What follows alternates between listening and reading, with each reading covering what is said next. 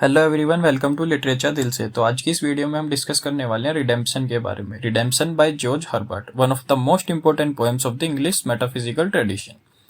बात करें George Herbert की, जो जॉर्ज हर्बर्ट थे ना, ये जाने जाते थे अपने रिलीजियस पोइट्री के लिए। ये ना ये फेमस थे अपनी डीपली रिलीजियस पोइट्री के लिए। ये जो है ना, ये लिखते तो सिंपल थे, मतलब सिंपल लैंग्वेज होती थी, इतना कोई वो नहीं होता, बट हाईली मीनिंगफुल लैंग्वेज होती थी। और जो ये यूज करते थे ना मेटाफिजिकल टेक्निक का, इन सब चीजों की वजह से ये फेमस थे। अब जो ये है ना रिडेम्पशन, ये शॉर्ट जरूर है, ये रिडेम्पशन पोएम जो है ये शॉर्ट है, बट इसके साथ साथ ये ना एक पावरफुल पोएम है, जिसके अंदर जो हर्बर्ट है ना वो प्रेजेंट करते हैं क्रिश्चियन आइडिया। वो क्या था कि जो क्रिस्ट है ना, जीसस क्रिस्ट, जिन्होंने सेक्रीफाइस किया था, जिन्होंने सेक्रीफाइस दिया था, और किस चीज के लिए? ह्यूमैनिटी के लिए, ह्यूमैनिटी साल्वेशन के लिए। तो मेनली यही है कि इस पोएम के थ्रू वो ये दिखाते हैं कि प्रेजेंट करते हैं कि क्रिश्चियन आइडिया को, कि जो क्रिस्ट का सेक्रीफाइस है ना, Christ sacrifice and humanity salvation. तो जो पोएम है ना, ये describes a speaker who approaches his divine lord seeking a better condition.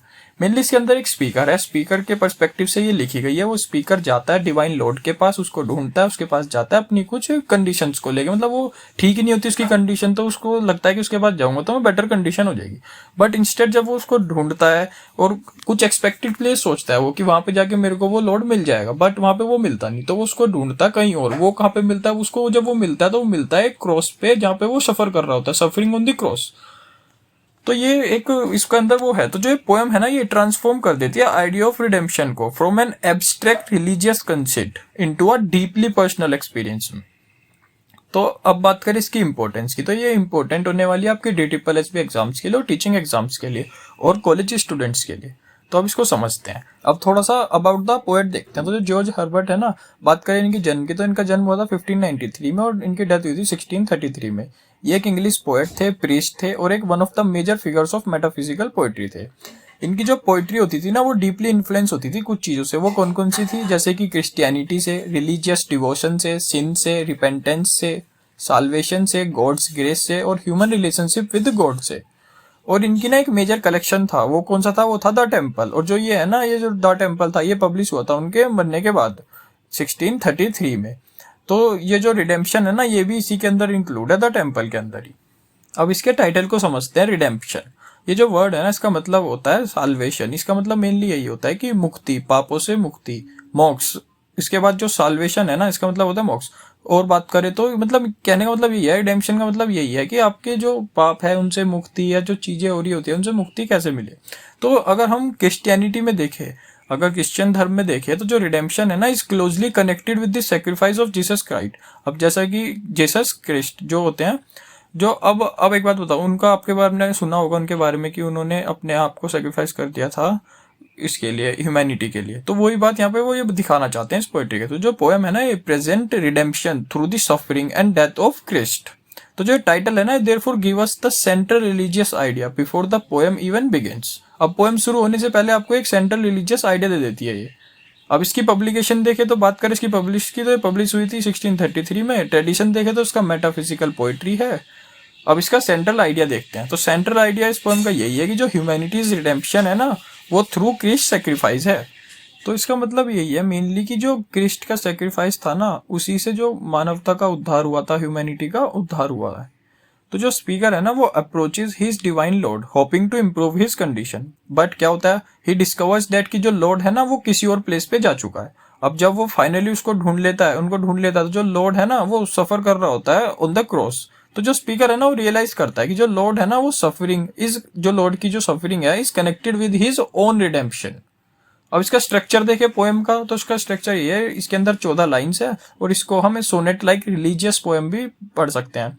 और ये जो पोएम है ना, इसके अंदर क्लियर नरेटिव मूवमेंट है। वो क्या है? वो है सबसे पहले एक्सपेक्टेशन, उसके बाद क्या आता है? सर्च, फिर डिस्कवरी, फिर क्रिस्ट सफरिंग, उसके बाद रिडेम्पशन। इसके बाद आगे बात करें तो जो पोएम है ना, इसको प्रेजेंट किया गया है from the perspective of a speaker who approaches his divine Lord. और जो स्पीकर है ना, उसको हम समझ सकते हैं कुछ चीजों से। जो स्पीकर है ना, अ सिंफुल ह्यूमन बीइंग है, अ क्रिश्चियन बिलीवर है, अ सोल सीकिंग साल्वेशन है।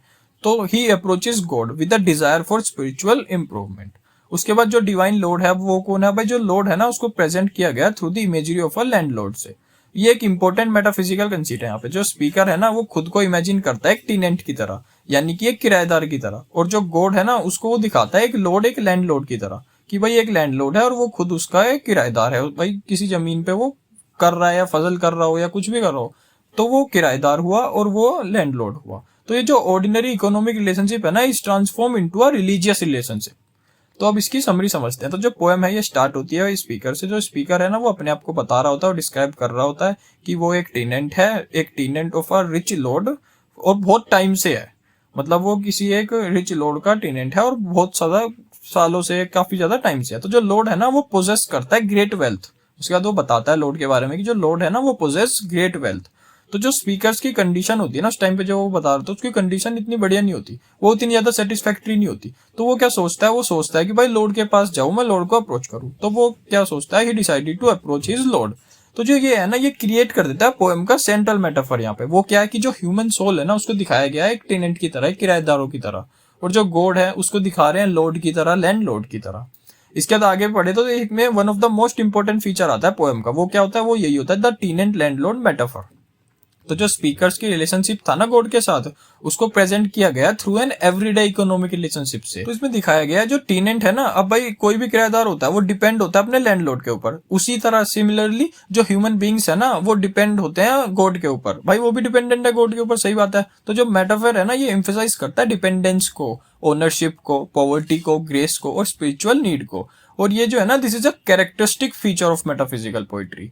अब इसके बाद आगे बढ़ेगी तो स्पीकर है ना, अब भाई वो जाता है लॉर्ड के पास। क्यों? क्योंकि भाई उसकी कंडीशन अच्छी नहीं होती, वो चाहता है कि उसकी कंडीशन इंप्रूव हो जाए। तो वो कुछ चीज को एक्सपेक्ट करता है, वो सोचता है कि जो गॉड होगा ना may provide him with a better spiritual position. तो जो स्पीकर है ना therefore goes to meet the lord, but जो लॉर्ड होता है ना is not where the speaker expect him to be. अब भाई वो जाता है, ढूंढता है उसको, तो उसको लगता है कि यहाँ मिलेगा वहां पे मिलेगा, बट नहीं, जहां भी वो सोचता है लॉर्ड उसको वहां पे मिलता ही नहीं।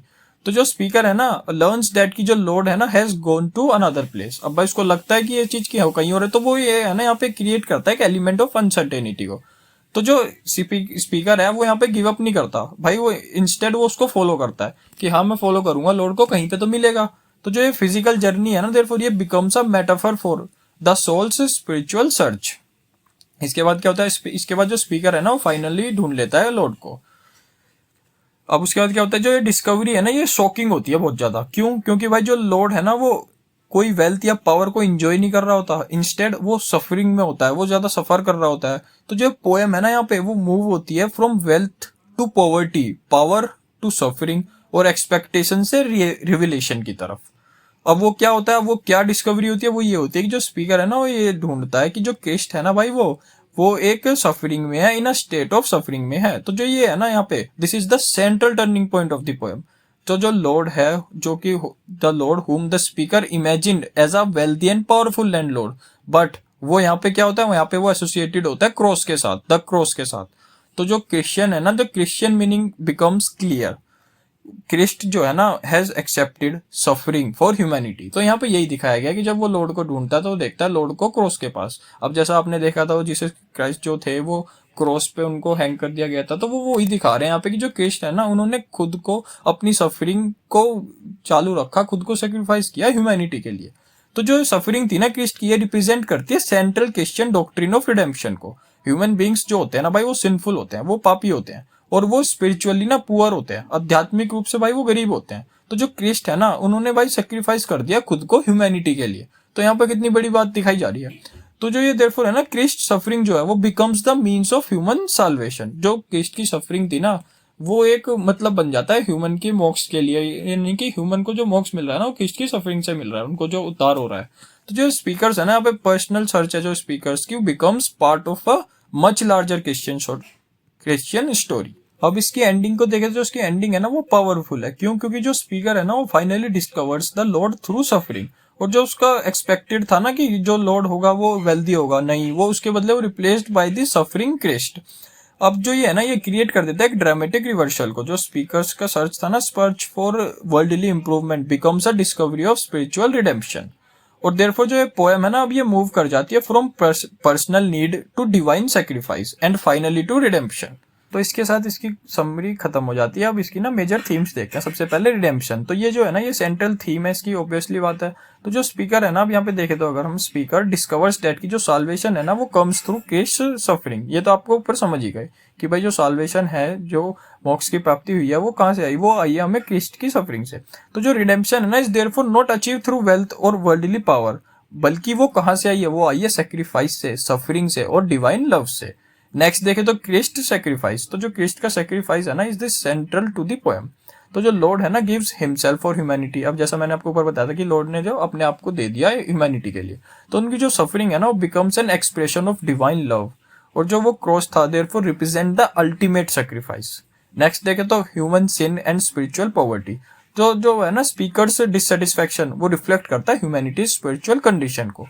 ह्यूमन बीइंग जो होते हैं ना वो डिपेंडेंट होते हैं डिवाइन ग्रेस के ऊपर।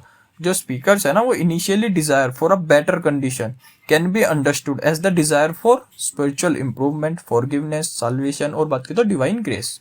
डिवाइन लव देखे तो जो पोएम है ना प्रेजेंट करती है गॉड्स के लव को थ्रू, अब वो किस चीज से उसका लव को प्रेजेंट कर रही है, वो कर रही है उसके सेक्रीफाइस से। अब कोई बंदा सेक्रीफाइस या कोई भी करे तो वो प्यार में तो करेगा या वो कैसे करेगा, सिंपल सी बात है। तो जो गॉड है ना वो does not redeem humanity through worldly wealth, instead जो क्रिस्ट होते हैं ना वो सफर्स फॉर ह्यूमैनिटी। तो देयरफॉर जो डिवाइन लव है ना इज सोन थ्रू सेक्रीफाइस।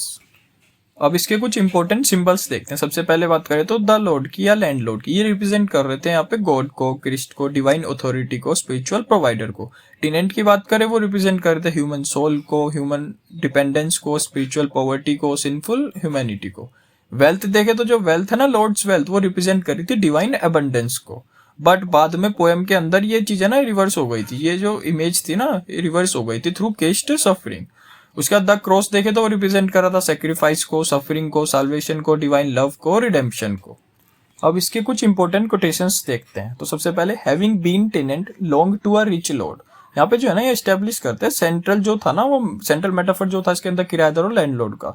उसका नेक्स्ट देखे तो and made a suit on to him, जो स्पीकर है ना वो यहाँ पे वो approaches his lord with a request.